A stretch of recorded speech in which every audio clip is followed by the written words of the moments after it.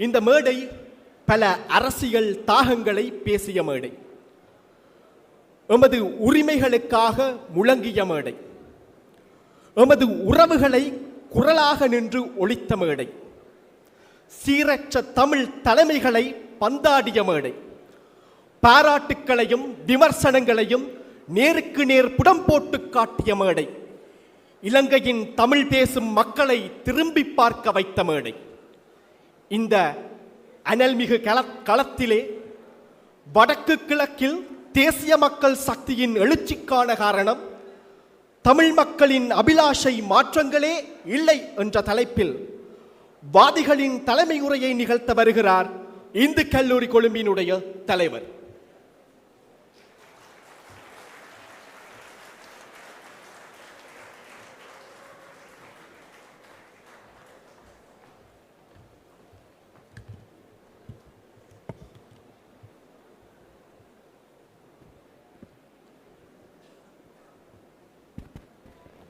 காலாண்டு காலம் கண்ணீர் வடித்து 5-6 ஆண்டுகள் போரினை முடித்து விழுநீர் சொட்டி காயாத விதி வாங்கி உழல்கின்றோம் நாங்கள்.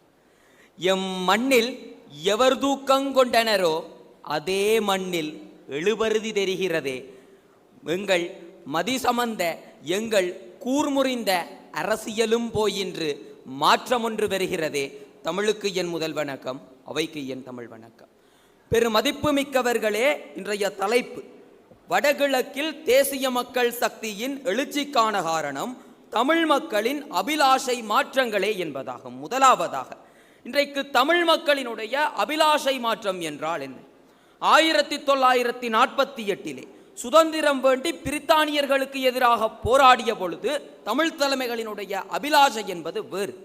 அதுவே சுதந்திரம் கிடைத்ததன் பின்னரான எங்கள் தந்தை செல்வநாயகம் அவர்களதும் அமிர்தலிங்கம் ஐயா போன்றவர்களதும் அரசியல் அபிலாஷைகள் வேறு.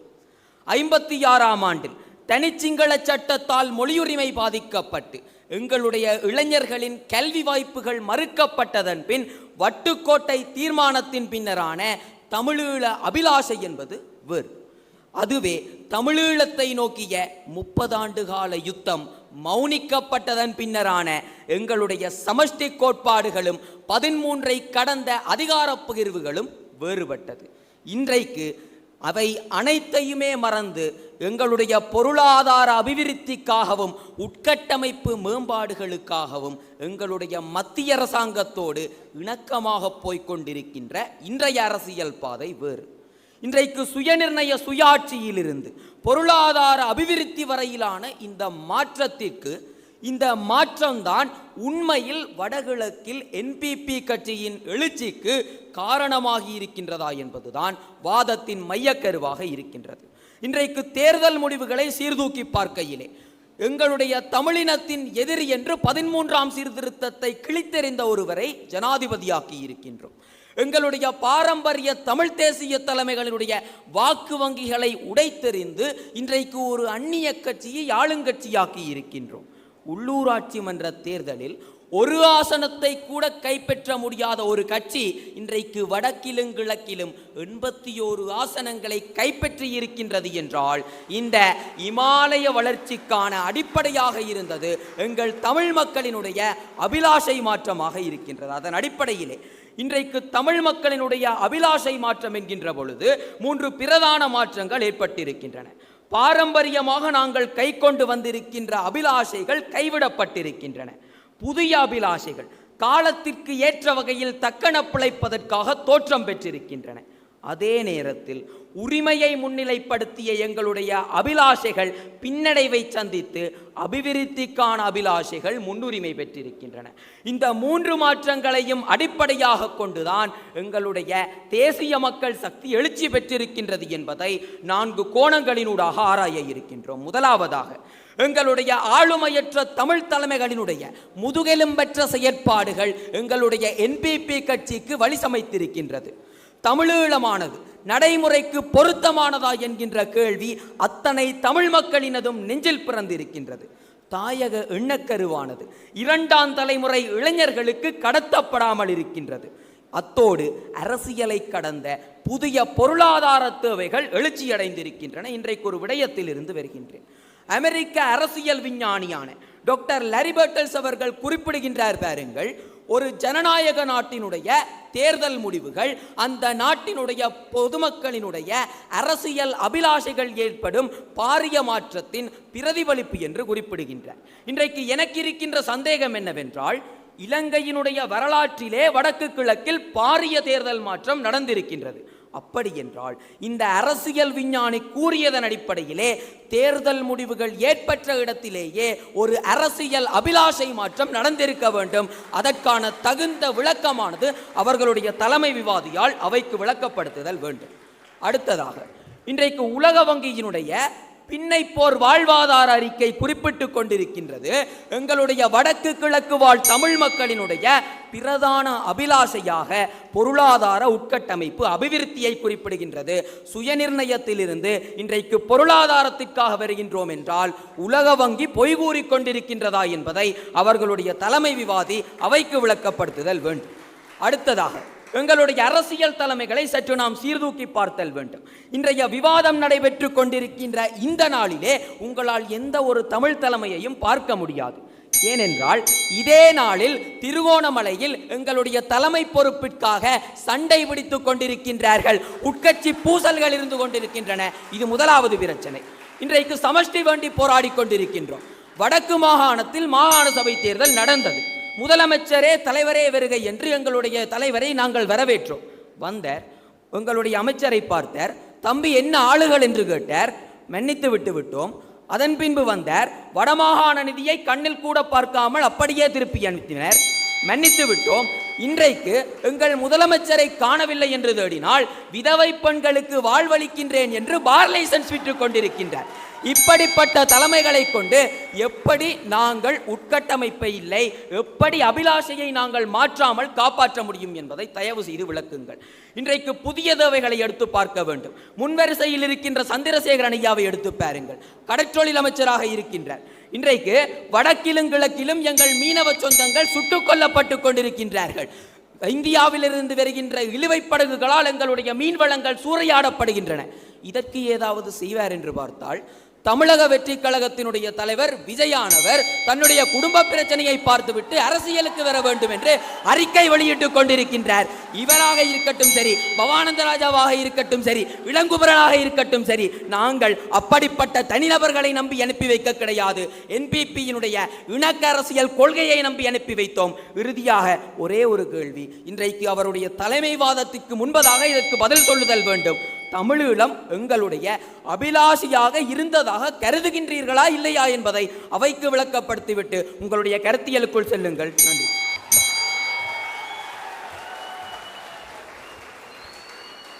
தொடர்ந்து பிரதிவாதிகள் அணியினுடைய தலைமை உரையினை நிகழ்த்துவதற்காக யாழ்ப்பாணம் இந்து கல்லூரியினுடைய தலைவரை அன்பு பாராட்டி அழைக்கிறோம்.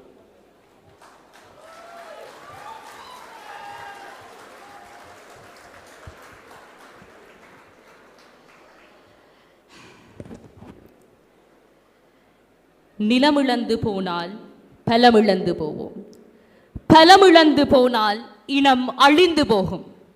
இனம் அழிந்து போக ஒருபோதும் அபிலாஷிகளை அடிக வைக்க மாட்டோம். இன்றைய தலைப்பிலே இருக்கக்கூடிய பிரச்சனை, வடகிழக்கில் தேசிய மக்கள் சக்தியின் எழுச்சிக்கான காரணம் தமிழ் அரசியல்வாதிகளின் அபிலாஷை மாற்றங்களா என்று எதிரணியினர் இன்றைய தலைப்பினை தவறாக புரிந்து கொண்டு விட்டார்கள்.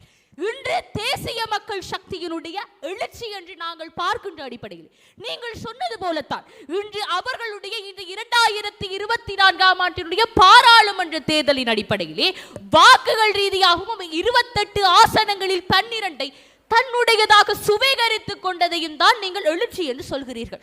முதலிலே அது ஒரு எழுச்சி தானா என்பதிலேயே ஒரு சந்தேகம் இருக்கின்ற பட்சத்திலே தலைப்பை ஏற்றுக்கொள்கிறது. சரி, இந்த இடத்திலே தமிழர்களின் அபிலாஷை என்று நீங்கள் புரிந்து கொண்ட விடயங்கள் என்னவென்றால் காலத்துக்கு ஏற்றவாறு அது மாறும் என்று நீங்கள் ஒத்துக்கொண்டு விட்டீர்கள். நாங்களும் ஒரு விடயத்திலே அது ஒத்துக்கொள்கின்றோம். அந்த அபிலாஷைகள் தமிழ் மக்களினால் வெளிப்படுத்துகின்ற விதமானதுமா மாறுபட்டு கொண்டிருக்கின்றது. ஆனால் அபிலாஷைகள் மாறவில்லை. இன்று அடிப்படையிலே அரசியல் ரீதியான தீர்வும் அன்றாட பிரச்சனைகளுக்கான தீர்வையும் அடித்தளமாக வைத்துக் கொண்டு தமிழ் அரசியல் கைதிகள் விடுவிப்பு, காணாமல் ஆக்கப்பட்டோருக்கான தீர்வு, இனப்பிரச்சனைகளுக்கான தீர்வு காணல், 13ஐ முழுமையாக அமுல்படுத்தலும், அடுத்த கட்டமா சுயநிர்ணய உரிமைகளுடனான சமஷ்டி கோரலும், தமிழ் மக்களின் காணி விடுவிப்பு, உட்கட்டமைப்பு வசதிகள், தமிழர்களின் மொழி உரிமை, சிந்திக்கும் உரிமை, கருத்து தெரிவிக்கும் உரிமை ஆகியவற்றை அனைத்திற்கும் எதிராக இருக்கின்ற சட்டங்களை இல்லாதொழித்தல், இறுதியாக தமிழ் மக்களின் தலைமைகளை ஒன்று சேர்த்தல் என்ற முக்கியமான அபிலாஷை முதலாவதாக விளங்கிக் கொள்ள வேண்டும். இவர்கள் வந்து கூறியது என்ன? தமிழ் கட்சிகள் பிரச்சனையாக இருக்கின்றன, அந்த பிரச்சனை இந்த பிரச்சனை என்று சொல்லிக் கொண்டிருக்கிறார்கள். அது பிரதிவாதிகளுக்கு நாங்கள் சொல்ல வேண்டிய வேலையை அவர் செய்து கொண்டிருக்கிறார். எங்களுடைய 3 வியூகங்களின் அடிப்படையில் எங்களுடைய வாதங்களானது கட்டமைக்கப்பட போகும். முதலாவது, என்பிபியின் எழுச்சிக்கான அடிப்படை காரணங்கள். இரண்டாவது, வடகிழக்கு மக்கள் தங்கள் அபிலாஷை மீது பற்றுறுதி கொண்டதற்கான சான்றுகள். மூன்றாவது, 2024 ஜனாதிபதி தேர்தலுக்கு பின்னர் இலங்கை தேசிய அரசியல் களத்தில் ஏற்பட்ட மாற்றம். ஆக இங்கு நாங்கள் உங்களுக்கு இலகுவாக இந்த தலைப்பை நிறுவி காட்டுகிறோம். சிறுபிள்ளைக்கு நிறுவுவது போல இலகு கணிதத்தின் மூலம் பாராளுமன்ற தேர்தலே எவ்வாறு இந்த தமிழர்களுடைய அபிலாஷைகள் மாறவில்லை என்றும், இரண்டாவதாக தமிழர் அபிலாஷைகள் மாறாததற்கான சான்றுகள் மூலமும், மூன்றாவது என்பிபியின் எழுச்சியில் தாக்கம் செலுத்திய காரணிகள் சான்றாதார ரீதியாக நிறுவப்படல் என்ற அடிப்படையிலே எங்களுடைய தரப்பு நிறுவல்களானது அமையப்பெறுகின்றது. முக்கியமாக இன்று இந்த என்பிபி ஆனது எழுச்சி அடைந்ததற்கான காரணங்கள் என்று பார்க்கின்ற போது, முதலாவதாக காலங்காலமாக பெருந்தேசிய கட்சியின் அபிவிருத்தி மற்றும் சலுகையை நாடி வாக்களிக்கும் மக்கள் கூட்டம் ஒன்று காணப்படும். போர்க்காலத்திலாக இருக்கட்டும் சரி, அதற்கு பின்னரான கால பகுதியிலாக இருக்கட்டும் சரி, 2010 டக்ளஸ் மற்றும் விஜயகலா மகேஸ்வரன் போன்றவர்களுக்கும், 2015 டக்ளஸ் விஜயகலா மகேஸ்வரன் போன்றவர்களுக்கும், 2020 டக்ளஸ் அங்கஜன் போன்ற தேசிய கட்சிக்கு அந்த வாக்குகள் சென்றிருக்கிறது என்றால், அவ்வாறாக சாதாரணமாக இன்று என்பிபிக்கான எழுச்சிக்கான காரணமாக அந்த வாக்குரிமையானது இருக்கின்றது. இரண்டாவது, நிறைவேற்று அதிகாரம் கொண்ட ஜனாதிபதியை உடைய கட்சியானது மக்களின் அபிலாஷைகள் தொடர்பாக எவ்வித அதிகாரமும் இல்லாத தமிழ் கட்சிகள் வழங்கிய வாக்குறுதிகளை தமது கட்சியின் தேர்தல் வாக்குறுதியில் கூறியது. இன்று யாழ்ப்பாண பாசையூரிலே அனுரகுமார திசாநாயக்க வந்து காணியை விடுவிக்கிறேன், காணாமலாக்கப்பட்ட விவரத்தை நான் தேடி தருகின்றேன், பயங்கரவாத தடை சட்டத்தில் இருந்து விடுவிக்கிறேன் என்று தேர்தல் விஞ்ஞாபனத்தில் கூறிய அனைத்துமே எங்களுடைய தமிழர்களின் அபிலாஷைகளுக்கு ஏற்றவாறு இருந்தது. அதனால் நாங்கள் அவர்களுக்கு ஆதரவு தெரிவித்திருந்தோம். ஆக இந்த இடத்திலேயே வாதம் முடிகின்றது. மூன்றாவது முக்கியமான ஒரு விடயம், தமிழ் தேசிய கட்சிகளின் தலைவர்களுக்கு எடுத்த தற்சார்பான முடிவுகளால் ஏற்பட்ட தமிழ் அரசியலின் சிதறல்கள்.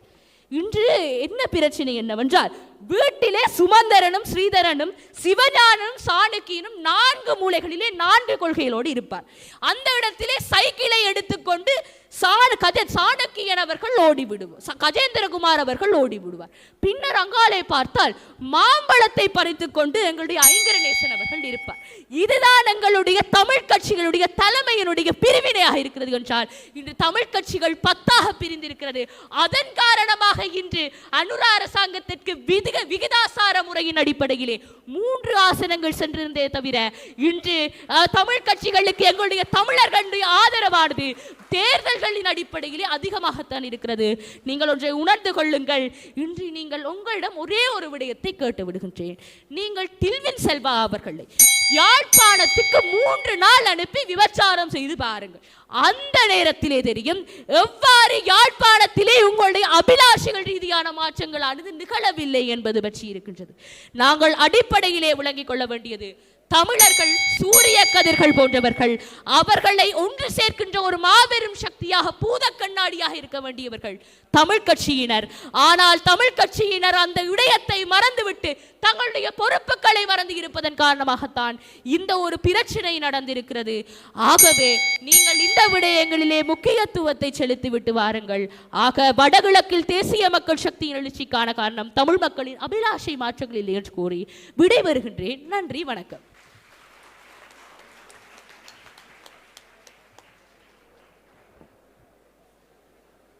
தொடர்ந்து வாதிகள் தரப்பில் கொழும்பு இந்து கல்லூரியின் 2ஆம் விவாதியை பணிவன்புடன் அழைக்கின்றோம்.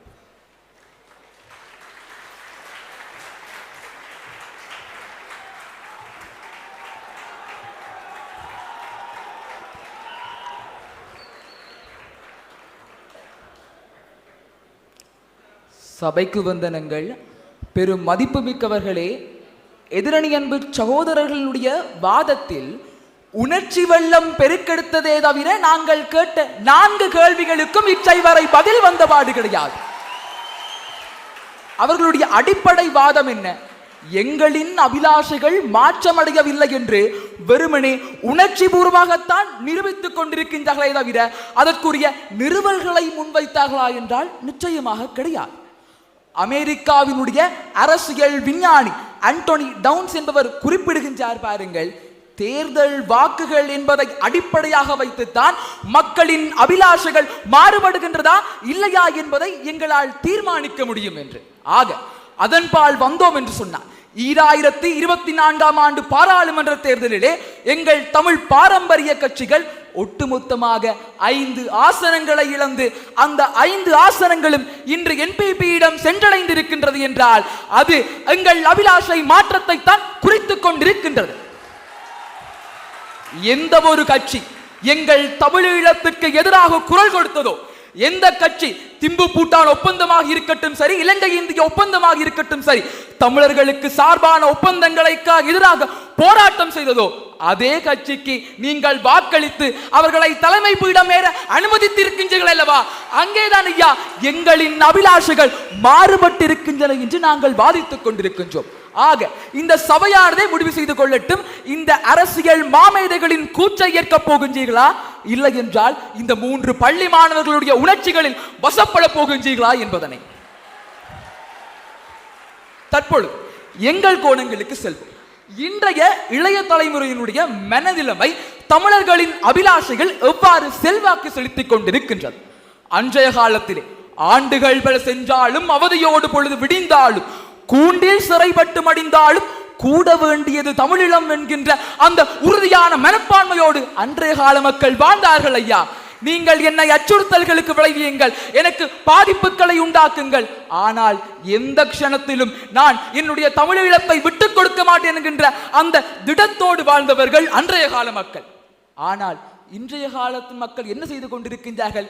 விஜய்க்கும் சங்கீதாவிற்கும் பிரச்சனை என்றால் we stand with விஜய் என்று ஹேஷ்டாக் போட்டு சுத்திக் கொண்டிருக்கின்றார்களே தவிர அவர்களால் வேறு என்ன செய்ய முடிந்தது? தையட்டி பிரச்சனையிலே பௌத்தமயமாக்கலின் வாயிலாக எத்தனையோ வளங்கள் சூறையாடப்பட்டுக் கொண்டிருக்கின்றது. உங்களுடைய இளைஞர்கள் என்ன செய்து கொண்டிருக்கின்றார்கள்? தமிழர்களினுடைய அபிலாஷைகள் முறையாக கடத்தப்பட்டிருந்தால் இன்றைய இளைஞர்களுடைய துப்பாக்கி நிலைக்கு நாங்கள் என்ன பதில் ஐயா சொல்வது? அந்த இடத்திலேயே தெள்ள தெளிவாக தெரிந்து விட்டது இன்றைய இளைய தலைமுறையினருடைய மனநிலைமை மாறிக்கொண்டு வருகின்றது என்று. இதனை வெறுமனே உணர்ச்சி பூர்வமாக மாத்திரம் நான் கூறவில்லை. யுனிசெஃபினுடைய அறிக்கையானது சுட்டி காட்டுகின்றது பாருங்கள். 41% தமிழ் மக்கள் தான் இச்சை வரை தனித்தேசத்தை தங்களுடைய அபிலாஷைகளாக கருதி கொண்டிருக்கின்றார்கள். மீதி 59% மக்களும் வேறு அபிலாஷைகளை நோக்கி இன்று திசை மாறி சென்று கொண்டிருக்கின்றார்கள். கேட்பதற்கு கவலையை உண்டு பண்ணினாலும் இதற்கான் நிதர்சனம் என்பதை தயவு செய்து யாரும் மறந்துவிட வேண்டாம். தற்பொழுது ஒரே ஒரு கேள்வியை கேட்கின்றேன். அவராக வந்து கூறினார்கள், ஐயா எங்களுடைய தமிழ் தேசிய தலைமைகள் தான் இன்று என்பிபியானது எழுச்சியடைந்தமைக்கு காரணம் என்று. ஏன்? அவர்கள் வினைதரனற்று செயற்பட்டுக் கொண்டிருக்கின்றார்கள், அதனால் நாங்கள் என்பிபிக்கு வாக்களிப்போம் என்றார்கள். ஐயா, நாங்கள் ஒரு விடயத்தை கூற விளைகின்றோம். இன்று தமிழ் தேசிய தலைமைகளின் ஒற்றுமையின்மையால் தான் எங்கள் அபிலாஷைகளை சிதறொண்டு விட்டன. அந்த அபிலாஷைகளில் ஏற்பட்ட மாற்றத்திற்கு காரணமே தமிழ் தேசிய தலைமைகளுடைய ஒற்றுமையின்மைதான் என்று நாங்கள் இந்த இடத்தில் கூறிக்கொண்டிருக்கின்றோம். எங்கள் ஒரு கால தலைமை பீடம் இருந்த பொழுது தமிழ் தேசமானது எங்கள் உயிர் மூச்சாக காணப்பட்டது. ஆனால் எப்பொழுது வீடானது பிளந்து ஆளுக்கு ஒரு கட்சி, ஆளுக்கு ஒரு அபிலாஷைகள் என்று மாற்றப்பட்டதோ அது வெறுமனே வாய் பேச்சாகவே காணப்பட்டுக் கொண்டிருக்கின்றன என்பதை யாராலும் மறந்துவிட்டு பேச இயலாது. ஆனால் ஒரு விடயத்தை மாத்திரம் ஞாபகத்தில் வைத்துக் கொள்ளும். தமிழ் தேசம் என்பது எங்கள் அபிலாஷையாக காணப்பட்டுக் கொண்டுதான் இருக்கின்றது. ஆனால் அன்றைய காலத்தில் முதன்மை தானம் வகித்திருந்த தமிழ் தேசம் இன்று பிற்போடப்பட்டு வேறு பல புதிய தேவைகளானவை எழுந்திருக்கின்றன என்பதைத்தான் நாங்கள் கூறிக்கொண்டு வருகின்றோம். அன்றைய காலத்தில் ஆயுதம் தரித்து போராடினார்கள், இன்றைய காலத்தில் ஆயுதம் தரித்து வாழ்வட்டினை செய்து கொண்டிருக்கின்றார்கள். போதைப் பொருள் பிரச்சனை என்பது இன்று உக்கிரமடைந்து கொண்டிருக்கின்றது. இவ்வாறு எத்தனையோ பிரச்சனைகளையும் நெருக்கடிகளையும் இன்றைய இளைய சமுதாயத்தினர் சந்தித்துக் கொண்டிருக்கின்றார்கள். இன்று என்பிபி என்ன செய்வது? தன்னுடைய தேர்தல் விஞ்ஞாபனத்தில் உங்களுக்கு நான் தமிழீழத்தை பெற்றுக் கொடுக்க போவேன் என்றோ, இல்லை என்றால் உங்களுக்கு நான் சமஷ்டியை பெற்றுக் கொடுக்க போவேன் என்றோ அது கூறவி கிடையாது. என்ன செய்தார்கள்? ஊழல்களை ஒழிப்போம் என்றார்கள். உங்களுக்குரிய அபிவிருத்தி திட்டங்களை செய்து கொடுப்போம் என்றார்கள். இறையாண்மைக்காகவும் உங்களுடைய உரிமைகளுக்காகவும் எப்பொழுது விட்டுக் கொடுத்து பொருளாதாரம் என்கின்ற அந்த ஒரு காரணிக்காக என்பிபிக்கு வாக்களித்தீர்களோ அப்பொழுதே எங்கள் அனைவரும் என்னுடைய அபிலாஷையும் சேர்த்தே மாறிவிட்டன. இதுதான் நிதர்சனமான உண்மை. ஆகவே அறுதியமறுதி முறையுமாக என்பிபியினுடைய எழுச்சிக்கு காரணம் தமிழ் மக்களின் அபிலாஷை சார் மாற்றங்களே என்று கூறி விடைபெறுகின்றேன். நன்றிகள், வந்தனங்கள்.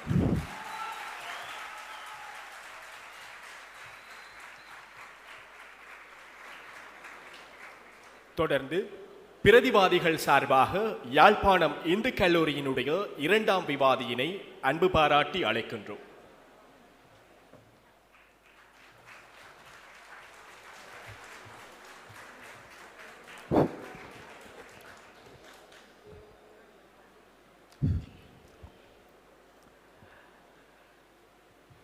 மரணத்தின் போதும் மண்டியிடாத இனம் திசை காட்டி வந்தவுடன் கை காட்டி விட்டது என்று சொல்லிக் கொண்டிருக்கிறீர்களே, என்ன நியாயம் ஐயா இது?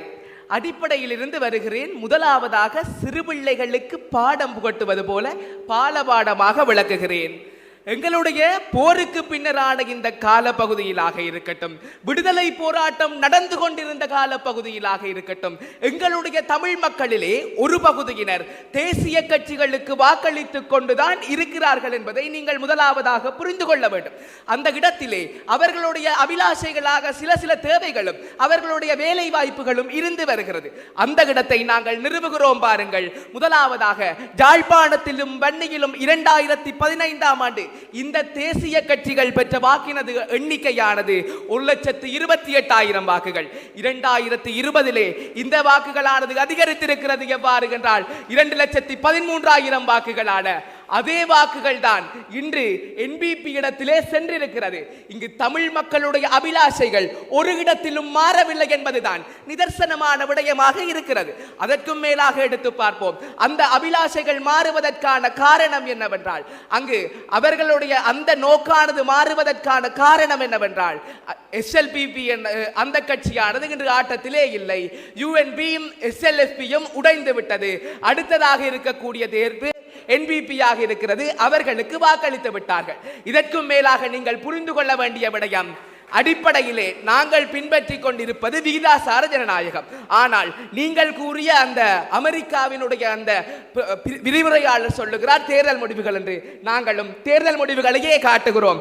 எங்களுடைய அடிப்படையிலே 3 ஆசனத்தை பெற்றிருக்கக்கூடிய என்பிபி ஏன் எட்டது என்றால், முதலாவதாக யாழ்ப்பாணத்தை எடுத்து பார்ப்போம். என்பிபி ஆனது பெற்ற வாக்கு வெறுமனவே 80,000 வாக்குகள். ஆனால் எங்களுடைய தமிழ் தேசிய தலைமைகள் பெற்ற வாக்கு 1,80,000. மொத்தம் 2 மடங்காக இருக்கிறது. வன்னியிலே எங்களுடைய என்பிபி ஆனது பெற்ற வாக்கானது வெறுமனவே 39,000. ஆனால் இந்த தமிழ் தேசியம் பேசிய கட்சிகள் பெற்ற வாக்குகள் 60,000 வாக்குகளை பெற்று இருக்கிறது. எங்களுடைய தமிழ் தேசியத்தினுடைய தலைமை பீடமாக கருதப்படக்கூடிய மட்டக்களப்பிலே என்பிபி ஆனது பெற்ற வாக்கு வெறுமனவே 50,000. ஆனால் எங்களுடைய தமிழ் தேசியம் பேசிய கட்சிகள் பெற்ற வாக்கானது 1,50,000. அதிகரிப்பு 3 மடங்காக அதிகரித்திருக்கிறது. இதிலிருந்தே விளங்குகிறது எங்களுடைய அபிலாஷைகள் மாறவில்லை. அந்த பொருளாதாரத்திற்காக செல்லக்கூடிய அந்த மக்கள் குழுவை இந்த என்பிபி ஆனது ஏற்றுவிட்டது. எவ்வாறெனில் அமைச்சு பதவிகளை தரமாட்டோம் என்று ஏற்றிருக்கிறது. அதற்கும் மேலாக அம்பாறையை எடுத்து பார்ப்போம். அம்பாறையிலே கடந்த வருடம், அதாவது 2020ஆம் ஆண்டு நடைபெற்ற தேர்தலிலே எங்களுடைய தமிழ் கட்சிகள் பெற்ற வாக்கு வெறுமனவே 20,000. ஆனால் 2024ஆம் ஆண்டு புரட்சி நிகழ்ந்தது.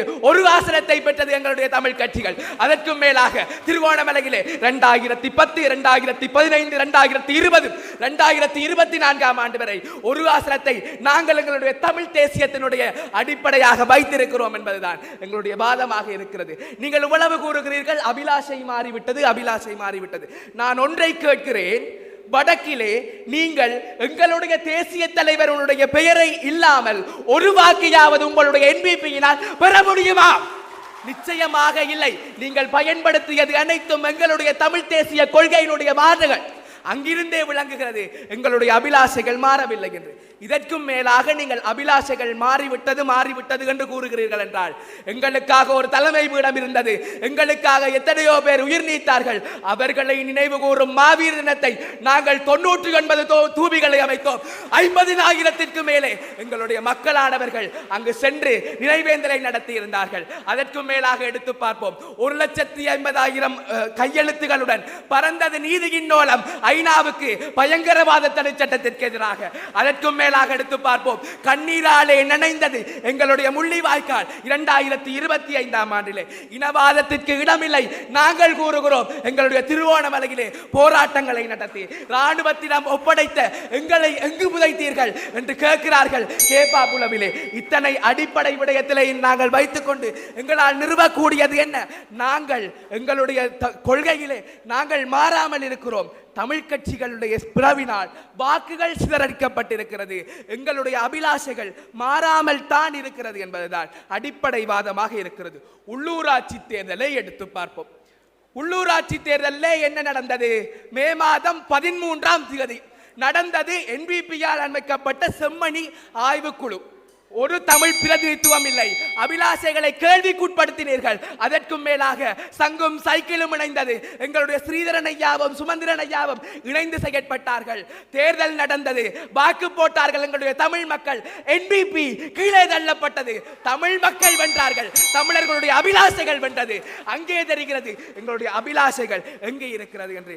நாங்கள் ஒன்றும் பட்டலந்த முகாமுக்கு எதிராக இல்லை. ஆனால் செம்மணி புதைகுழி, குமுதினி படகு, நவாலி, சென்பி, நாகர்கோவில், மண்டைதீவு, குருநகர் கடல், கொக்கட்டிச்சோலை போன்ற அனைத்து விடயங்களுக்கும் தீர்வுகளை நாங்கள் வேண்டி நிற்கிறோம். எங்களுடைய அபிலாஷைகள் அங்கு கேட்கிறோம். முடிந்தால் ஒரே ஒரு சவாலை உங்களுக்கு விட்டு செல்கிறேன்.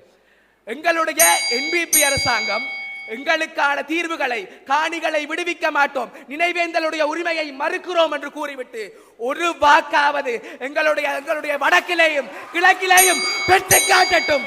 அங்கே எங்களுடைய அபிலாஷை மாறிவிட்டது என்று ஒத்துக்கொள்கிறோம். நன்றி, வணக்கம்.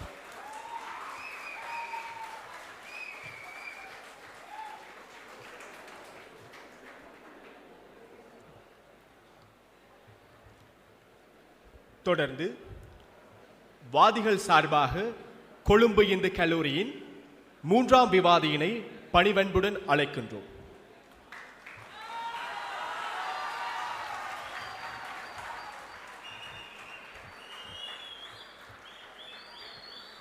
சபைக்கு என்னுடைய பணிவன்பான வந்தனங்கள். சபையோரே, இந்த எண்கள் கூட இருக்கின்ற இந்த கும்பாபிஷேக அறிக்கையை கொஞ்சம் தள்ளி வைத்துவிட்டு நாங்கள் எடுத்து பார்க்க வேண்டிய என்னவென்றால், தலைப்பு என்ன சொல்கிறது?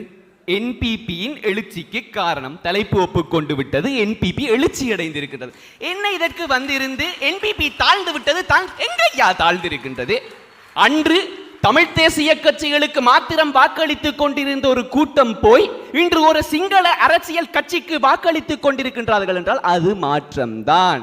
இன்று 2019ஆம் ஆண்டு பாராளுமன்ற தேர்தலில் 0.2 வாக்குகளை என்பிபி பெற்றிருந்தது. இன்று யாழ்ப்பாணத்தில் மாத்திரம் 40.28 வாக்குகளை வாய்த்திருக்கின்றது என்றால் இது எழுச்சி தான். புரிந்து கொள்ளுங்கள். இன்று எழுச்சி அடைந்ததற்கான காரணத்தை தான் நாங்கள் வாதிட வந்திருக்கின்றோம். எண்களை பட்டியலிட்டு நாங்கள் கீழே இருக்கின்றோம் என்று சொல்வது விவாதம் அல்ல என்பதை எதிரணி அன்பு சகோதரர்கள் புரிந்து கொள்ளுதல் வேண்டும். அடுத்ததாக வந்திருந்து கூறுகின்றார்கள், இன்று இந்த நினைவேந்தல் செய்யவிட வேண்டும், இப்படியெல்லாம் சொல்லாமல் இருந்தால் எங்கள் என்பிபி கட்சியினர் வந்திருப்பார்களா என்ற ஒரு கேள்வியை கேட்டிருந்தார். 2024 அழகாக வந்திருந்து ஏப்ரல் மாதம் அழகாக கூறுகிறார், நாங்கள் உங்கள் வாக்குகளுக்கு வரவில்லை, 13ஆம் சீர்திருத்தத்தை கனவில் கூட நினைத்து பார்க்க வேண்டாம், நாங்கள் பொருளாதார சீர்திருத்தத்தை மேற்கொள்ள வந்திருந்தோம், விருப்பம் என்றால் வாக்களியுங்கள். என்பிபியின் தலைவர் அனுரகுமார திசாநாயக அழகாக கூறுகின்றார். ஐயா, இதைத்தான் நாங்களும் கூறிக்கொண்டிருக்கின்றோம். இவர்களுக்கு இலகுவான வாக்கியங்களில் கூற வேண்டும் என்றால், அன்று அமைச்சு பதவிகளை ஏற்றால் சுமந்திரன் ஐயாவின் கைகளை வெட்டி விடுவோம் என்று தமிழன் சொல்லிக் கொண்டு கொண்டிருக்கின்றான்.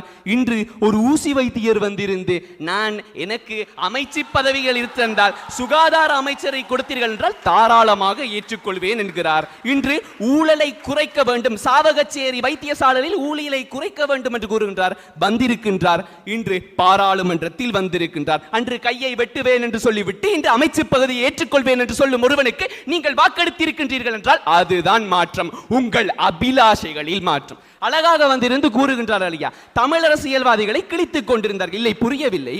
உங்களுக்கு ஒருவன் பிடிக்கவில்லை, சரி, உங்களுக்கு அவனை பார்க்க வெறுப்பாக இருக்கின்றது என்றால் 2005ஆம் ஆண்டில் செய்தது போல வாக்கு பகிஷ்கரிப்பு செய்திருக்கலாமே, யாருக்குமே வாக்களிக்காமல் இருந்திருக்கலாம். ஏன் என்பிபிக்கு வாக்களிக்கின்றீர்கள்?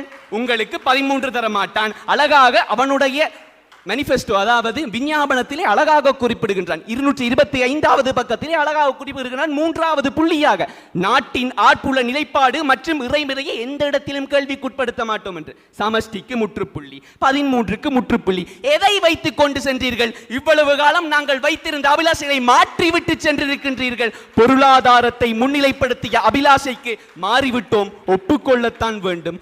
அழகாக வந்திருந்து கூறினார்கள், இவ்வளவு காலமாக காணி விடுவிக்க வேண்டும், அது வேண்டும், இது வேண்டும் என்று சொன்னதால் தான் நாங்கள் என்பிபிக்கு வாக்களித்தோம் என்று. சஜித் ஐயாவும் அதைத்தான் கூறினார், ரணில் ஐயாவும் அதைத்தான் கூறினார். ஏன் ஐயா, உங்கள் மொட்டு கட்சி ராமல் ராஜபக்ச அவரும் அதைத்தான் கூறினார். அப்படி கூறுகின்ற அனைவரும் அதைத்தான் கூறுகின்றார்கள் என்றால் ஏன் குறிப்பாக இவருக்கு மட்டும் வாக்களித்திருக்கின்றீர்கள்? உங்கள் அபிலாஷைகள் வேறொரு பாதைக்கு திசை திருப்பப்பட்டிருக்கின்றது, அதனை புரிந்து கொள்ளுங்கள். அடுத்தபடியாக பார்த்தீர்கள் என்றால் இந்த அரசறிவியல் விஞ்ஞானிகளின் தத்துவ கோட்பாடுகளை முடைத்துவிட்டு தான் கதைப்பேன் என்று இந்த 3 பேரும் நிற்கின்றார்கள். பரவாயில்லை, இவரின் செவிடங்காதில் சங்கூதியது போல இன்னொரு அரசியல் விஞ்ஞானியும் கூறியிருக்கின்றார். ரொனால்ட் இங்லட் கலாசார பின்னடைவு என்ற புத்தகத்திலே அமெரிக்க அரசியல் விஞ்ஞானி தான் இவர் கூறுகின்றார், மக்களின் அபிலாஷையை மாறும் போது தேர்தல் முடிவுகள் மாற்றம் பெறும் என்று. 3 அரசியல் விஞ்ஞானிகளும் அதைத்தான் கூறுகின்றார். இந்த 3 பள்ளி மாணவர்களும் வேறுதான் கூறுகின்றார்கள். தீர்வு உங்கள் கையில் இருக்கின்றது. அடுத்ததாக பார்த்தீர்கள் என்றால் இன்று நாங்கள் தமிழ் மக்கள் என்று எடுத்து பார்க்கும் பொழுது கிழக்கில் வாழ்கின்ற முஸ்லிம்களை சற்று எடுத்து பார்த்தல் வேண்டும். கிழக்கில் வாழும் முஸ்லிம்களின் அபிலாஷை என்பது அழகாக குறிப்பிடுகின்றது பாருங்கள். ரூல் ஆஃப் லோ, அதாவது 2019ஆம் ஆண்டு ரூல் ஆஃப் லோ ஆக இருந்த அந்த அபிலாஷையானது மாற்றம் பெற்று இன்று பொருளாதாரமாக வந்திருக்கின்றது என்று நேஷன் இன்ட்ரஸ்ட் சொசைட்டி என்பது கூறுகின்றது என்றால், அறிக்கை சமர்ப்பித்திருக்கின்றது என்றால், அங்கிருக்கின்ற முஸ்லிம் தமிழ் மக்களுடைய வாக்குகளானவை என்பிபிக்கு அதிகரித்திருக்கின்றது என்றால் அங்கு நடைபெற்றது அபிலாஷை மாற்றம். தமிழ் மக்களை மாத்திரம்தான் பார்க்கின்றோம் என்று எண்ண வேண்டாம். இன்று முஸ்லிம்களாக இருந்தாலும் தமிழர்களாக நமக்குள்ளே கலந்தாலோசித்திருக்கும் அவர்களையும் சிந்தித்துக் கொண்டிருக்கின்றோம் நாங்கள். எங்கள் விவாதம் அப்படித்தான் கட்டமைக்கப்பட்டிருக்கின்றது. இந்த இளைஞர்களை பற்றி நாங்கள் கட்டாயம் பேசத்தான் வேண்டும் ஐயா. இன்று இந்த இளைஞர்களை வைத்துக்கொண்டு என்ன செய்வதென்றே என்று புரியவில்லை. தையை டிவிகாயிலேயே எத்தனை பேர் இருக்கின்றீர்கள் என்று பார்த்தால் 5 பேர் தான் நிற்கின்றார்கள். நோ லிமிட் துறக்க போகின்றேன் என்று சென்றால் 10-15 இல்லையா, கோடிக்கணக்கிலே சென்று கொண்டிருக்கின்றார்கள். அது கூட பரவாயில்லையா. தமன்னா வந்திருக்கின்றார்கள் என்று சொல்லி பனைமரத்தில் எழுதி மண்டையை உடைத்து விட்டான் ஒரு இளைஞர், அது கூட பரவாயில்லை. டிவிகேக்கு வாக்களிக்க போகின்றேன் என்று யாழிலிருந்து தான் இந்திய பிரஜா உரிமைக்கு விண்ணப்பிக்க போகின்றேன் என்று கூறிக்கொண்டிருக்கின்றார்கள். இப்படிப்பட்ட இளைஞர்களை வைத்துக்கொண்டு என்னையா செய்வது? இதனால் தான் தயவு செய்து அபிலாஷையை மாற்றி விடுவோம் என்ற முடிவுக்கு வந்தோம். இன்று தமிழ் அரசியல்வாதிகள் மீதான சலிப்பின் காரணமாக எங்கள் அபிலாஷைகள் மாற்றம் பெற்றது. அதனால் தான் இந்த சூழ்நிலை வந்தது. அதனையும் தாண்டி இன்று எங்களுடைய 2ஆம் தலைமுறைக்கு சரியாக கடத்தப்படாத இந்த சூழ்நிலை எங்கள் அபிலாஷைகளை மாற்ற வைத்தது. அடுத்ததாக தமிழீழ கனவு என்பது கனவாக போய்விட்டது. மனதிலே இருந்தாலும் மாற்ற வேண்டி வந்தது. முன்னுரிமைகள் மாறின, அபிலாஷைகள் மாறின. நன்றி, வணக்கம்.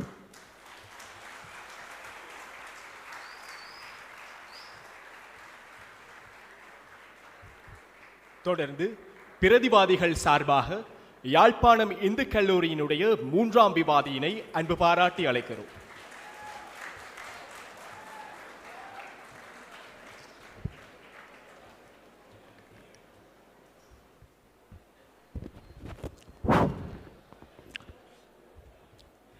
அபிலாஷை மாறிவிட்டது என்றார்.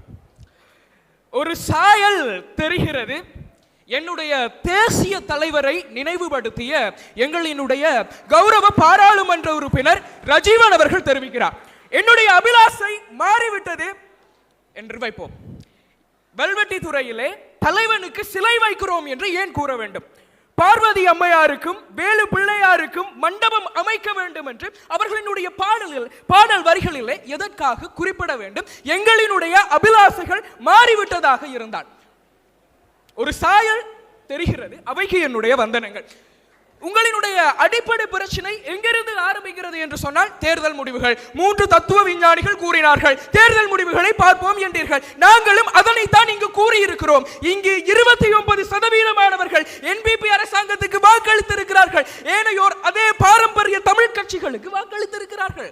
இதிலே இருக்கக்கூடிய நடைமுறை சிக்கல் என்னவென்று நாங்கள் கூறினோம் என்று சொன்னால், இவ்வாறாக இந்த விகிதாசார பாராளுமன்றத்தினுடைய தேர்தல் அடிப்படையிலே அவர்களுக்கு 3 ஆசனங்கள் கிடைத்திருக்கின்றன. ஏனையவற்றை அவர்கள் பிரிந்து நின்றதனால் ஆசனங்கள் இழக்கப்பட்டன ஒழிய அவர்கள் சேர்ந்திருந்தால் அந்த ஆசனங்களில் எந்தவித மாற்றங்களும் ஏற்பட்டிருக்காது என்று சொன்னோம். வாக்குகளை எடுத்து காட்டினோம். இலக்கு கணிதமாக சொல்லிவிட்டோம். அதற்கு பிறகும் தேர்தல் முடிவுகளை பாருங்கள். NPP எழுச்சி அடைந்து விட்டது. இருக்கட்டும், ஒரு இலங்கை முழு நாட்டிற்கு NPP எழுச்சி அடைந்திருக்கலாம். எங்களை பொறுத்தவரையில் அந்த 29% தான். அந்த 29%த்திலும் நான் கூறுகிறேன், எங்களுடைய பாராளுமன்ற உறுப்பினரும் சரி, அனைவரும் இந்த பாராளுமன்ற தேர்தலுக்கு முன்னால் நீங்கள் கூறக்கூடிய விடயங்கள் தான். சமஷ்டியை கோரவில்லை, 13ஆம் சீர்திருத்தம் பற்றி பேசப்படவில்லை, ஒத்துக்கொள்கிறோம். ஆனால் அதே பாராளுமன்ற விஞ்ஞாபனத்திலே அவர்கள் கூறுகிறார்கள், மத நல்லிணக்கமும் இன நல்லிணக்கம் உடைய ஒரு புதிய அரசியலமைப்பினை நோக்கி நாங்கள் பயணிப்போம் என்றார்கள். காணாமல் ஆக்கப்பட்டோருக்கான தீர்வு வழங்கப்படும் என்று அனுரா ஐயா கூறுகிறார் என்றால் அதனை நாங்கள் நம்பி பார்த்தோம். சரிவில்லை என்று தெரிந்துவிட்டது. உள்ளூராட்சி தேர்தலில் தக்க பதிலடி காட்டினோம். இருக்கட்டும் சகோதரர்களே, வந்ததிலிருந்து பொருளாதாரம் என்று பேசினீர்கள். நிவாரணம் வழங்கப்பட வேண்டும், நிதி பங்கீடுபட வேண்டும் என்றால் உள்ளூராட்சி மன்றங்களிலே NPP ஆனது அரங்கேற வேண்டும் என்றார்கள். ஆனால் அதே உள்ளூராட்சி மன்றத்திலே எங்களினுடைய வடகிழக்கிலே பாரம்பரிய கட்சிகள் மீண்டும் எழுந்தன. எங்களுக்கு உணவா சுதந்திரமா என்றால் சுதந்திரம் என்றுதான் போவோம், உங்களை போன்றவற்றுக்கு நாங்கள் வரமாட்டோம் என்பதை மூஞ்சியில் அடிப்பதை போன்று சொன்னார்கள். பொருளாதாரம் அறிக்கை கூறுகிறது. அதே தேர்தல் முடிவுகளை அடிப்படையாக கொண்டு நாங்கள் பேசிக்கொண்டு இருக்கிறோம். மாத்தையா, தையிட்டியில பிரச்சனை மாத்தையா, மத நல்லிணக்கம் தீர்வு வரும் என்றார்கள். எங்களுக்கு அரசியலமைப்புல தீர்வு வேணும் என்றோம். இன நல்லிணக்கம் இருக்கிறது, தீர்த்து தருகிறோம் என்றார்கள். இவ்வாறான வாக்குறுதிகளை வழங்கினார்கள். அதனால் நாங்கள் வாக்கு போட்டு பார்த்தோம், சரிவரவில்லை. உள்ளூராட்சி மன்றத்திலே தக்க பதிலடியை காட்டினோம் என்பதுதான் எங்களுடைய தரப்பாக இருக்கிறது. போர்கட்டி ஆண்டோம், படைகளை ஆண்டோம். அவ்வாறான ஒரு சமூகம் இவ்வாறான பாரம்பரிய அரசியல் தலைவர்களினுடைய பிளவுகளை சீர் செய்வதற்காக பாலுபாடத்தை பாராளுமன்ற தேர்தலிலே புகட்டினார்கள். உள்ளூராட்சி மன்றத்திலே பல சாதகமான முடிவுகள் வந்தது. நீங்கள் நினைத்ததை போன்று ஒரு நிமிட கனவாக பார்த்துவிட முடியாது. எங்களினுடைய உணர்ச்சியை, எங்களுடைய மக்கள் எங்களுக்காக கொடுத்த தியாகங்களை ஒரு நிமிடத்தில் நாங்கள் இழந்துவிட்டு போக முடியாது. இருக்கக்கூடிய பிரச்சனை சொன்னீர்கள். தேர்தல் காலங்களிலே, மன்னிக்க வேண்டும், போரியல் காலங்களிலே எங்களினுடைய அபிலாஷை ஒன்றாக இருந்தது என்று சொல்லி, அதே காலத்திலே எங்களினுடைய யாழ் மாவட்டத்தில் இருந்து டாக்டர் தேவானந்தா சில்வஸ், ஆண்டனின் சந்திரகுமரன், அதே போன்று விஜயகலா மகேஸ்வரன் போன்றோர் அதே பெருந்தேசிய கட்சிகள் சார்ந்து போயிருக்கிறார்கள். ஆகவே அன்று அபிலாஷை மாறி இருக்கிறது என்று சொல்ல போகிறீர்களா? அல்லது ஜனாதிபதி தேர்தலிலே நாங்கள் சரத் பொன்சேகாவுக்கு வாக்கு கொடுத்தோம், ஆகவே அதற்காக அன்றைய காலத்தில் எங்களினுடைய அரசியல் அபிலாஷைகள் மாறிவிட்டன என்று சொல்ல முடியுமா? கிடையவே கிடையாது. ஆகவே உங்களினுடைய மடமைத்தனமான முடிவுகள் இவ்வாறாகத்தான் இருக்கின்றன. எங்களுக்கு இருக்கக்கூடிய பிரச்சனைகள், இளைஞர்கள் இன்று இல்லை என்று சொன்னீர்களே, தையிட்டியிலே போராட்டத்தை நடத்துகிறார்கள். அனுரா ஆட்சியில் அரசு பயங்கரவாதம் என்று தங்களினுடைய போராட்டங்களை தொடர்ந்து நடாத்தக்கூடியவர்களாக இருக்கிறார்கள். அவர்கள் உயிர்ப்போடு தான் இருக்கிறார்கள். அந்த தலைமைகளை மிகச் சரியான வகையிலே நாங்கள் கொண்டு சேர்க்கிற பொழுது அவை அனைத்துமே சாத்தியப்படும் என்பதுதான் எங்களுக்கு இங்கிருந்து புலப்படக்கூடிய விடயமாக இருக்கிறது. எங்களினுடைய மாற்றங்கள் மாறி இருந்தால் இத்தனை போராட்டங்கள் தேவையில்லை. உள்ளூராட்சி, நீங்கள் சொல்லிய அதே தேர்தல் முடிவுகளை அடிப்படையாக கொண்டு உள்ளூராட்சி மன்றத்திலே இவ்வாறான முடிவுகளை நாங்கள் கட்டியிருக்க மாட்டோம். இந்த 29% வைத்துக் கொண்டு இதற்குள்ளே அபிலாஷை மாற்றங்கள் இவ்வாறு இருக்கின்றன என்றால் அதற்காக எங்கள் தரப்பில் இருந்து நாங்கள் முதலிலேயே பட்டியலிட்டு விட்டோம். ஆனால் மீண்டும் வந்து தேர்தல் முடிவுகளை பாருங்கள், பொருளாதாரம் வேண்டும் என்றீர்கள்.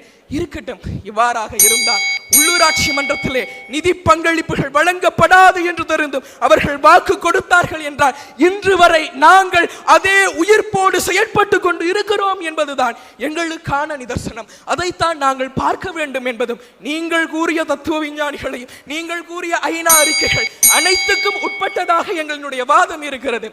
எங்களுக்கு தனி தேசம் வேண்டும், சுயநிர்ணயம் வேண்டும். படிப்படியாக நாங்கள் போவோம், கவலைப்படாதீர்கள். ஒரு நாள் அந்த கனவுக்கு பயன்படுத்துவதற்காக இன்று நாங்கள் காய் நகர்த்தி கொண்டிருக்கிறோம். நாங்கள் ஒன்றும் முட்டாள்கள் அல்ல. தமிழ் அரசியல்வாதிகள் விட்ட பிழைகளை திருத்துவதற்கான பாடத்தை படிப்பதற்காக பாராளுமன்ற தேர்தலிலே களமிறங்கினோம். உள்ளூராட்சி மன்றம் உங்களுக்கு தக்க பதிலடியாக இருந்தது என்று கூறுகிறேன். நாடு வேண்டுமானால் அனுரவோடு இருந்திருக்கலாம். எங்களினுடைய வடகிழக்கு பிராந்தியம் எப்பொழுதுமே தமிழ் தேசியத்தோடு எங்களினுடைய இறுதி இலக்கை நோக்கி பயணிக்கும். நன்றி, வணக்கம்.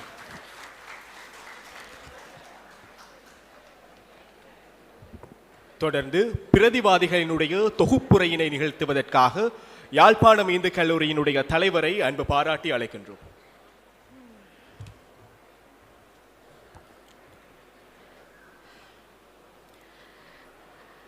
அமெரிக்காவிலே விஞ்ஞானி ஒருவர் சொல்லிவிட்டார்.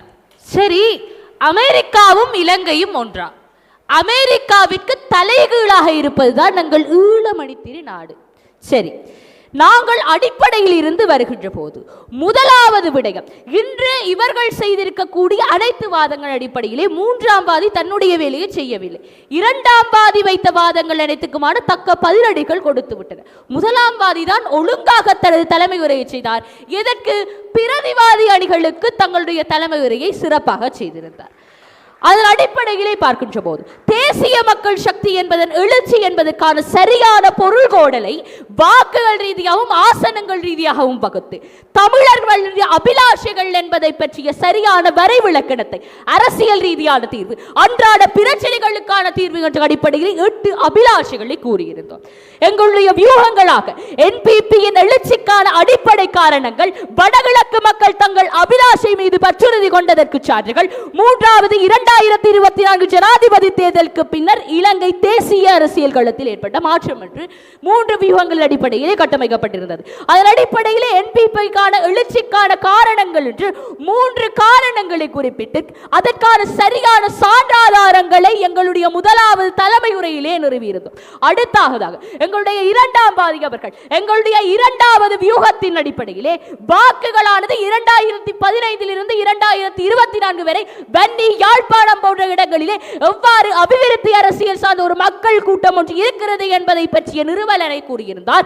அடுத்ததாக 3 ஆசனங்கள் கிடைப்பதற்கான காரணம் தமிழ் கட்சிகளுக்குள்ளே இருக்கின்ற பிளவின் காரணமாக விகிதாசார முறை அடிப்படையிலே அந்த 3 ஆசனங்களானது என்பிபிக்கு போயிருந்தது என்று கூறியிருந்தார். தேர்தல் ரீதியான அபிலாஷைகள் மாறவில்லை என்பதற்கு யாழ்ப்பாணம், வன்னி, திருகோணமலை, அம்பாறை, மட்டக்களப்பு போன்ற இடங்களிலே எவ்வாறு தமிழர்களின் அபிலாஷைகள் மாறாத இடத்திலே அந்த தேர்தல் முடிவுகளானது இருக்கிறது என்று, மாவீரர் தினத்திற்கு இன்று 50,000 மக்கள் வருகிறார்கள், அணையா விளக்கு போராட்டத்திற்கு 8,000 மக்கள் வருகிறார்கள் என்று, கையெழுப்பு போராட்டத்திற்கு என்று 1,50,000 கையெழுத்துக்கள் கிடைக்கிறது என்று எங்களுடைய தரப்பு வாதங்களானது நடந்திருக்கக்கூடிய போராட்டங்களிலே இன்றைய இளைஞர்களுடைய பங்கீடு என்பதை பற்றி சரியாக விளக்கியதோடு எங்களுடைய மூன்றாவது அடிப்படையிலே 29% மட்டும்தான் என்பிபி அரசாங்கத்திற்கு கிட்டியிருக்கிறது என்றும், வாக்குறுதிகளை தந்த என்பிபியினுடைய பதிலடியாக உள்ளூராட்சி தேர்தலில் அந்த பதிலடிகள் வழங்கப்பட்டது என்றும், அங்கஜன், டக்ளஸ் போன்றவர்களின் வீழ்ச்சி தான் என்பிபியினுடைய எழுச்சியாக இருக்கிறது என்றும்,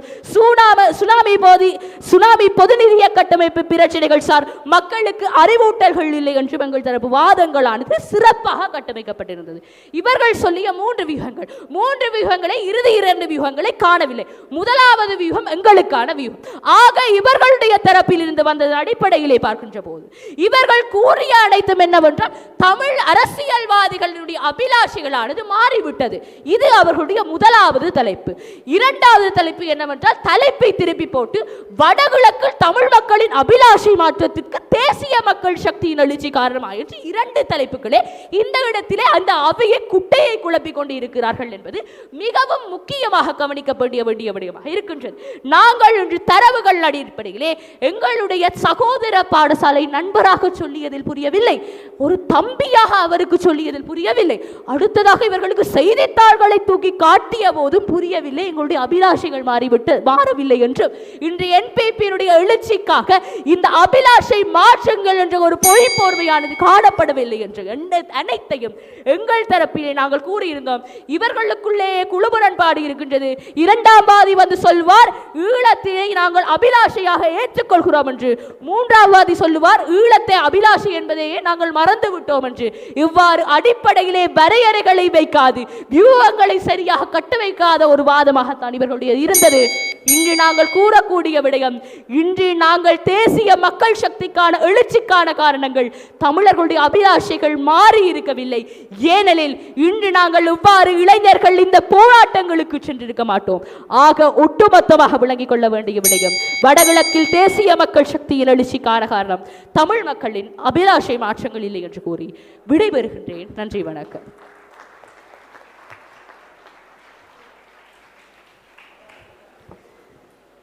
இன்றைய இந்த விவாதத்தின் இறுதி உரையாக வாதிகளின் தொகுப்புரையினை வழங்குவதற்கு இந்து கல்லூரி கொழும்பின் தலைவரை அன்பு பாராட்டி அழைக்கிறோம்.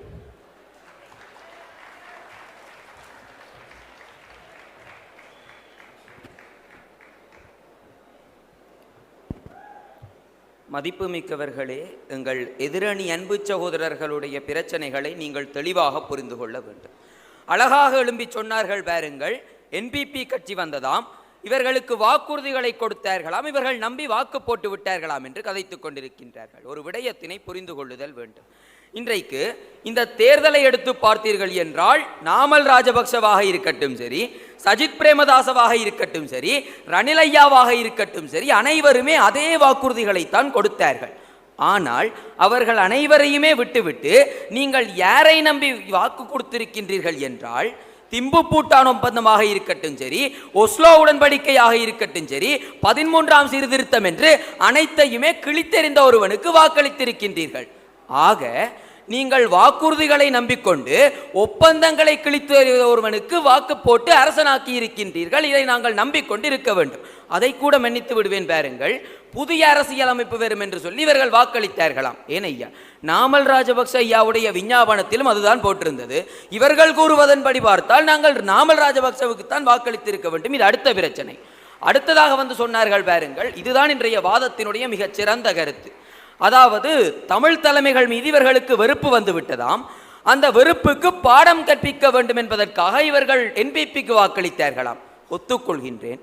2005 வெறுப்பு இருந்தது. என்ன செய்தீர்கள்? வாக்கு பகிஷ்கரிப்பு செய்தீர்கள். இன்றைக்கும் அதை செய்வதற்கு உங்களுக்கு என்ன நடந்து விட்டது?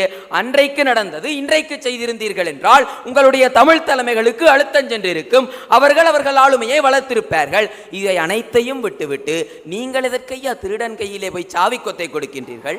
அடுத்ததாக இன்றைக்கு வாதத்தின் மிகப்பெரிய பிரச்சனை, 3 அரசியல் விஞ்ஞானிகள் சொன்னால் நம்ப மாட்டார்கள், யுனிசெஃப் சொன்னால் நம்ப மாட்டார்கள், உலக வங்கி சொன்னால் நம்ப மாட்டார்கள், ஆனால் அனுரகுமார திசாநாயக்க சொன்னால் நம்பி விடுவார்கள். மதிப்பு மிக்கவர்களே, இந்த யுனிசெஃப்பும் உலக வங்கியும் ஒன்றும் உங்கள் நாவலர் சந்தியிலே இருக்கின்ற டீ கடை அல்ல. இங்கே தகுந்த ஆதாரங்களை வைத்துக் கொண்டுதான் கதைத்துக் கொண்டிருக்கின்றோம். ஆக அரசியல் விஞ்ஞானி சொன்னால் நம்ப மாட்டேன் என்று சொல்கின்ற இவர்கள் 2025 சொல்லாடலில் யாழ்ப்பாணம் இந்து கல்லூரி வெற்றி பெற்றது என்று ஒரு பெரிய மனுஷன் வந்து சொன்ன பொழுது அப்பொழுது நம்பிய இவர்கள் இப்பொழுது யுனிசெஃப் சொன்னால் நம்ப மாட்டார்கள், உலக வங்கி சொன்னால் நம்ப மாட்டார்கள். ஆக இவர்களுடைய பிரச்சனை மிகவும் இலகுவானது. யாழ்ப்பாணத்திலிருந்து மனப்பாடம் செய்துவிட்டு வந்து விட்டார்கள். இங்கு வந்து அந்த கும்பாபிஷேக அறிக்கையை வாசிக்காமல் இவர்களால் செல்ல முடியாது என்று அதை அப்படியே ஒப்புவித்து கொண்டிருக்கின்றார்கள். அவையோர்களே, கேள்விகளை அடுக்கி இருந்தோம், எடுத்து பாருங்கள். இன்றைக்கு ஒரு ஜனநாயக நாட்டினுடைய தேர்தல் முடிவு அபிலாஷையின் மாற்றம். அனைத்து அரசியல் விஞ்ஞானிகளும் கூறியிருக்கின்றார்கள். அமெரிக்காவும் இதுவும் ஒன்றா என்று கேட்டார்கள். அமெரிக்கா கேட்டவர்களுக்கு விஞ்ஞானி என்றால் என்னவென்றே தெரியாது. விஞ்ஞானி என்ன செய்தார்? இலங்கைக்கும் சரி இந்தியாவுக்கும் சரி அனைத்து இடத்திலும் அரசியல் தான் நடந்து கொண்டிருக்கின்றது. அரசியல் விஞ்ஞானி தான் கதைத்துக் கொண்டிருக்கின்றார்கள். அதற்கு பதில் வர கிடையாது. யுனிசெஃபிலே இன்றைக்கு தமிழீழம் வெறும் 39% அபிலாஷை என்று கேட்டால் பதில் வர கிடையாது. உலக வங்கி உங்களினுடைய பிரதான அபிலாஷியாக பொருளாதார வளர்ச்சியை குறிப்பிடுகின்றது. நீங்கள் தான் 30 ஆண்டு காலமாக சுயநிர்ணயத்திற்காக போராடினீர்கள், பின்பு எதற்காக பொருளாதாரத்திற்கு வாக்களித்தீர்கள் என்றால் மௌனமாக சென்று விட்டார்கள். ஆக எங்களுடைய எந்த விதமான கேள்விகளுக்கும் பதில் பெறாமல் வெறுமனவே மனப்பாடம் செய்ததை ஒப்புவித்து விட்டு சென்றார்களே ஒழிய இவர்களுடைய இந்த கேள்விக்கான பதில் பெறாததையே எங்கள் வாதத்திற்கான பச்சை கொடியாக எடுத்துக்கொள்ளுங்கள்.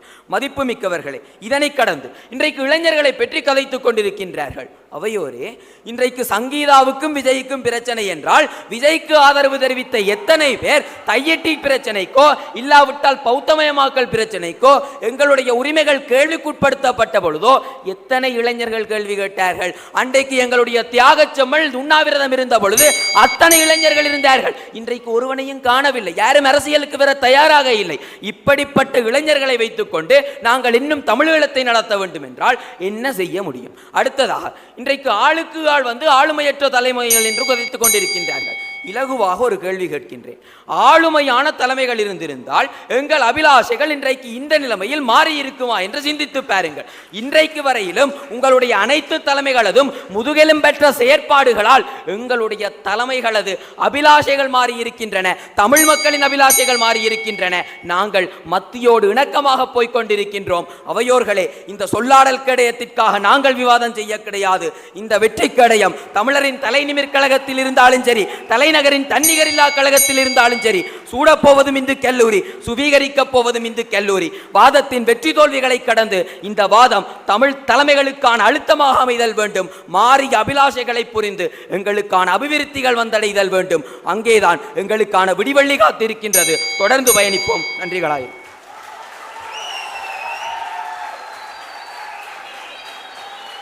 முடிவுகள். இதுவரை 8 ஆண்டுகள் சொல்லாடல் சவால் கிண்ணம் இந்து கல்லூரிகளிலே இடம்பெற்றிருக்கின்றது. அதில் 6 தடவைகள் கிண்ணத்தை யாழ்ப்பாணம் இந்து கல்லூரி சுவீகரித்திருக்கிறது. 7வது தடவையாக கிண்ணத்தை தம் வசம் வைத்திருப்பார்களா என்ற ஏக்கத்துடன் யாழ்ப்பாணம் இந்து கல்லூரியினரும், இறுதியாக 2023ஆம் ஆண்டு கிண்ணத்தை சுவீகரித்த இந்து கல்லூரி கொழும்பினர் தமது 75வது ஆண்டிலே தமது சொந்த களத்திலே தமது மாணவர்கள் முன்னிலையிலே கிண்ணத்தை சுவீகரிக்க முடியுமா என்ற கனவுடன் காத்திருக்கிறார்கள். உங்களைப் போலவே எனக்கும் இதுவரை முடிவுகள் தெரியாது. ஆக முடிவுகளை அறிவிப்பதற்காக இந்து கல்லூரியின் பழைய மாணவர் சங்கத்தினுடைய செயலாளர் எமது முன்னாள் விவாதியுமான வைத்திய கலாநிதி ரஜீவ் நிர்மலசிங்கம் அண்ணா அவர்களை அன்பு பாராட்டி அழைக்கின்றேன். அதே தருணத்தில் முடிவுகளை சரிபார்ப்பதற்காக யாழ்ப்பாணம் இந்து கல்லூரி சார்பில் அவர்களது முன்னாள் விவாதி சொபீசன் அண்ணா அவர்களையும், இந்து கல்லூரி கொழும்பு சார்பாக எமது முன்னாள் விவாதி தர்ஷக சர்மா அண்ணா அவர்களையும் அன்பு பாராட்டி மேடைக்கு அழைக்கின்றேன். இந்த சந்தர்ப்பத்திலே ஒரு சிறிய நிகழ்வினை நான் நினைவு கூற விரும்புகிறேன். கடந்த ஆண்டு யாழ்ப்பாணத்திலே இந்த விவாத போட்டி நடைபெற்றது. இந்த பெருஞ்சமரிலே மிகவும் இறுக்கமான அந்த போட்டியின் வெற்றியிலே யாழ்ப்பாண இந்து கல்லூரி வெற்றி பெற்றது. கிட்டத்தட்ட ஒரு 2 வாரங்களுக்கு பிறகு சில இந்து கல்லூரியின் மாணவர்கள் என்னுடன் பேசினார்கள். அதே போல அன்பிற்கும் மதிப்பிற்கும் உரிய யாழ்ப்பாண இந்து கல்லூரியினுடைய அதிபர் செந்தில்மாறன் அவர்களும் என்னுடன் பேசினார். பேசுகின்ற பொழுது எந்த ஒரு விவாதத்திலும் நடுவர்களின் தீர்ப்பு இறுதியானது ஆயினும் ஒவ்வொருவருக்கும் ஒரு தனிப்பட்ட கருத்து இருக்கும். அது சில நேரத்திலே பக்கசார்பாக இருக்கும், சில சந்தர்ப்பத்திலே அது மிகவும் நியாயமானதாக இருக்கும். அந்த நியாயமான கருத்தினை ஒரு கல்லூரியின் அதிபரோ அல்லது அவருடைய பழைய மாணவர்களோ கதைக்கக்கூடிய சந்தர்ப்பம். அவர் ஒன்றும் சொல்லவில்லை உங்களது கல்லூரி வென்றிருக்க வேண்டும் என்று. ஆனால் அது தொடர்பாக ஒரு கலந்துரையாடலை ஏற்படுத்தக்கூடிய தன்மை இருக்கிறது என்று சொன்னால் அந்த 2 கல்லூரிகளும் விவாதத்திற்கு அப்பால் ஒரு விடயத்தினை நன்கு தெரிந்து வைத்திருக்கிறார்கள். அவர்களுக்கிடையிலே பரஸ்பர மரியாதை உண்டு. அவர்களுக்கிடையிலே தமிழ் மீதும் 2 கல்லூரிகளுக்கும் இடையிலே மரியாதை உண்டு. எனவே அதனை நினைவு கூர்ந்து கொண்டு, எனக்கு நன்றாக தெரியும், நான் எவ்வளோ நேரம் கழிச்சாலும் நீங்கள் கேட்கத்தான் போகிறீங்க. ஏண்டா உங்களுக்கு வேறு வழியே இல்லை, முடிவை நான் தான் சொல்ல போகிறேன். ஆனாலும் நான் அதிகமாக நேரம் எடுக்கப் போவதில்லை. எனது விருப்பம் எதுவாக இருக்கும் என்பது உங்களுக்கு தெரியும். எதுவாக இருக்கும்? இந்து கல்லூரி வெற்றி பெற வேண்டும். எந்த இந்து கல்லூரி வெற்றி பெற வேண்டும் அதுவும் உங்களுக்கு தெரியும். எனவே ஒரு பக்கசார்பான மனநிலையுடன் எனக்கு தரப்பட்டிருக்கின்ற முடிவுகளை உங்கள் முன்னே வாசிக்க நினைக்கின்றேன்.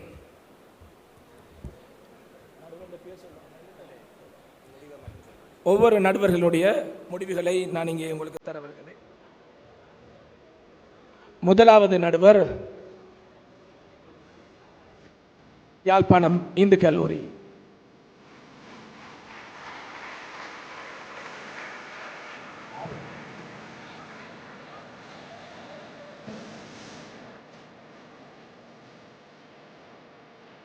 இரண்டாவது நடுவர் யாழ்ப்பாணம் இந்து கல்லூரி.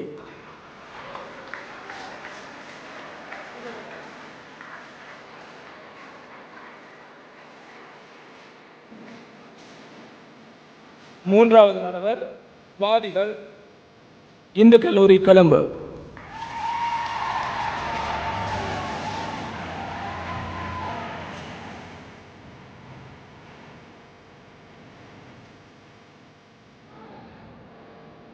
நான்காவது நடுவர் இந்து கல்லூரி கொழும்பு.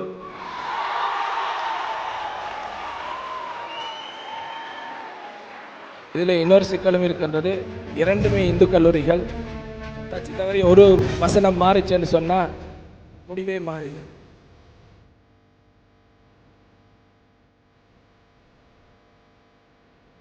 ஐந்தாவது நடுவர்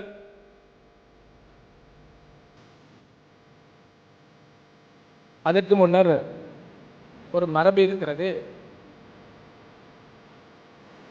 சிறந்த விவாதி யார் என்பதை தெரிவித்திருக்க வேண்டும்.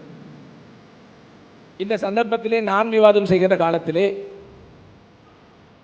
அன்புக்குரிய ஒரு ஆசிரியர் சொல்வார், எப்பயுமே நீங்கள் சிறந்த விவாதியை கொடுக்கிறதாக இருந்தால் வெற்றியடைந்த அணிக்கு கொடுப்பது அவ்வளவு சரிதல்ல. ஏனென்று சொன்னால் அவர்கள் மனதளவிலே சலித்திருப்பார்கள். எனவே அது ஒரு பாரம்பரியமாகவே பேணப்படுவது, எந்த ஒரு விவாதத்திலும் அது கடைபிடிக்கப்படுவதும் உண்டு. இன்றைய போட்டியின் 2026ஆம் ஆண்டிற்குரிய சொல்லாடல் விவாதத்தின் சிறந்த விவாதி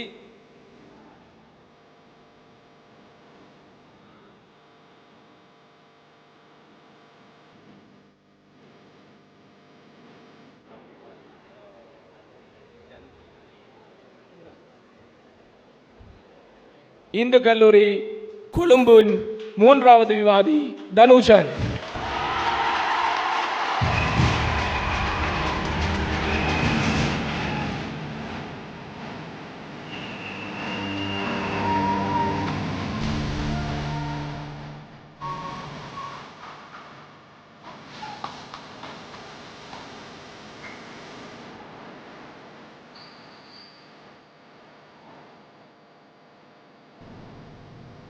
அடுத்த 3 நடுவர்களும் மிகவும் எனது வழியை எளிதாக்கி இருக்கிறார்கள்.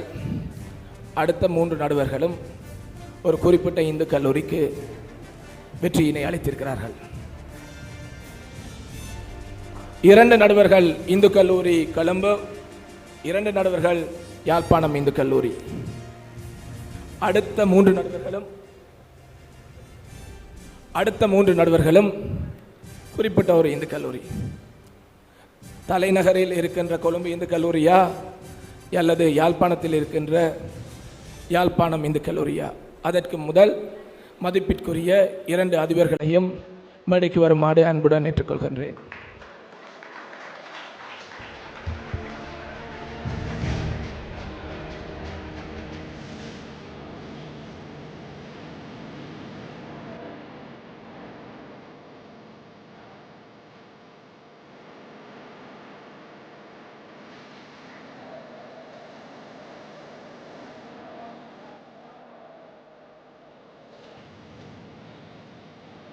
2026 ஆண்டிற்குரிய 10வது சொல்லாடல் விவாத கேடயத்தின் வெற்றியாளர்கள். இந்து கல்லூரி. அதற்கு முதல்ல ஒரு பொறுப்புக்கூறல் ஒன்று செல்ல வேண்டும். இது உண்மையான பொறுப்புக்கூறல். 2 இந்து கல்லூரியிலும் எனக்கு தனிப்பட்ட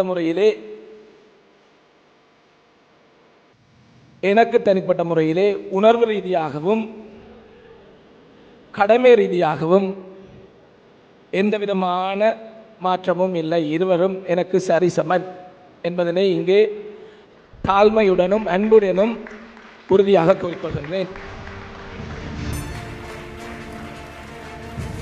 2026 ஆண்டின் சொல்லாடற் கிண்ணத்தின் வெற்றியாளர்கள் இந்து கல்லூரி. தலைநகரில் வீற்றிருக்கும் இந்து கல்லூரி கொழும்பு 5-2 என்ற அடிப்படையிலே வெற்றியீட்டியிருக்கின்ற இந்து கல்லூரி கொழும்பு மாணவர்களை வாழ்த்து.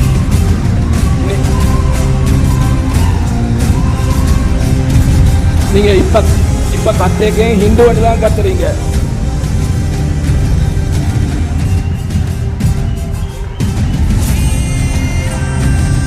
வெற்றி பெற்ற இந்து கல்லூரி கொழும்பிற்கு பாராட்டுதலை தெரிவிப்பதோடு சிறந்து விவாதித்த யாழ்ப்பாணம் இந்து கல்லூரிக்கு எமது மனமார்ந்த பாராட்டுகளையும் தெரிவித்து நிற்கின்றோம்.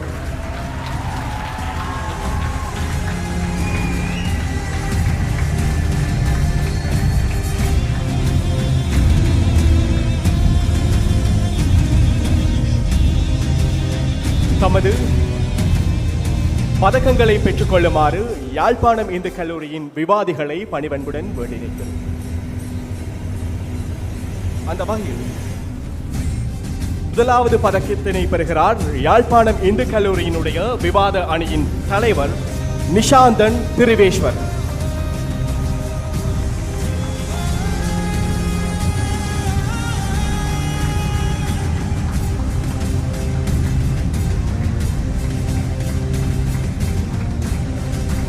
தொடர்ந்து யாழ்ப்பாணம் இந்து கல்லூரியினுடைய இரண்டாவது விவாதி ரமணதாசன் தர்ஷான்.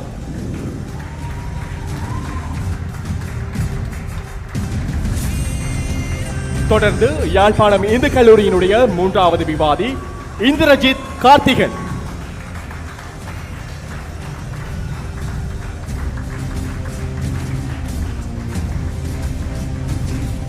தொடர்ந்து யாழ்ப்பாணம் இந்து கல்லூரி சார்பாக பரணிதரன் ஆரூரன் அவர்களை தன்னுடைய பதக்கத்தினை பெற்றுக் கொள்ளுமாறு வேண்டி நிற்கிறது.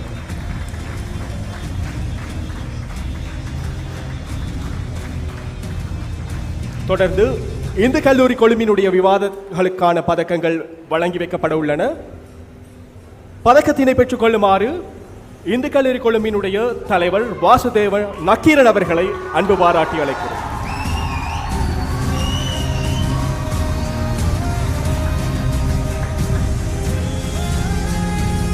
தொடர்ந்து பதக்கத்தினை பெற்றுக் கொள்வதற்கு இந்து கல்லூரி கொழும்பினுடைய இரண்டாம் விவாதி கிருஷ்ணன் விஷ்ணுபிரியன் அவர்களை அன்பு பாராட்டி அழைக்கிறோம்.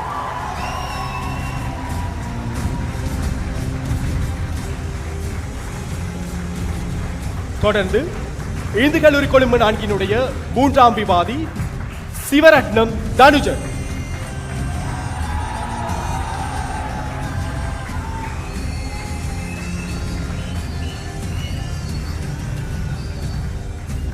சிவரட்னம் தனுஜன் அவர்களை சிறந்த விவாதிக்கான விருதினை பெற்றுக் கொள்ளுமாறு பணிவன்புடன் வேண்டி நிற்கிறோம்.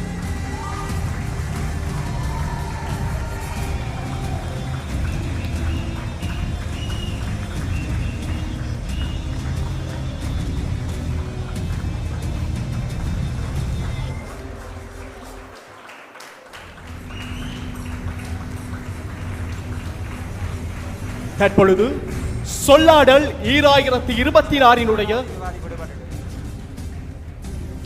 தொடர்ந்து இந்து கல்லூரி கொழும்பு நான்கினுடைய நான்காம் விவாதி கிருத்தியன் அவர்களுக்கான பதக்கம் தற்பொழுது வழங்கி வைக்கப்பட்டிருக்கிறது. இத்துடன் சொல்லாடல் 2026க்கான வெற்றி கேடயம் இந்து கல்லூரி கொழும்பு 4 வழங்கி வைக்கப்பட இருக்கிறது. கேடயத்தினை வழங்கி வைக்குமாறு இரு இந்துவின் வேந்தர்களையும் பணிவன்புடன் வேண்டி நிற்கின்றோம். வேந்தர்களுக்கும் நமது மனமார்ந்த நன்றிகளை தெரிவித்துக் கொண்டு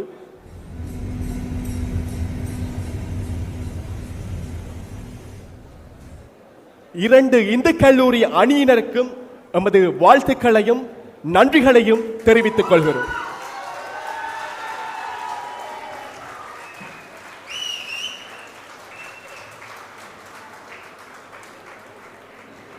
யாழ்ப்பாணம் இந்து கல்லூரிக்கும் கொழும்பு இந்து கல்லூரிக்கும் இடையில் இடம்பெற்று வரும் விவாத சமர் நிகழ்ச்சியான சொல்லாடல் நிகழ்வு நேற்றைய தினம் இடம்பெற்றது. வடக்கு கிழக்கில் என்பிபியின் எழுச்சியே மக்களின் அபிலாஷை மாற்றமா இல்லையா என்ற தலைப்பில் குறித்த விவாதம் இடம்பெற்றது. குறித்த விவாதத்தில் கொழும்பு இந்து கல்லூரி வெற்றி பெற்றதாக நடுவரால் அறிவிக்கப்பட்டது.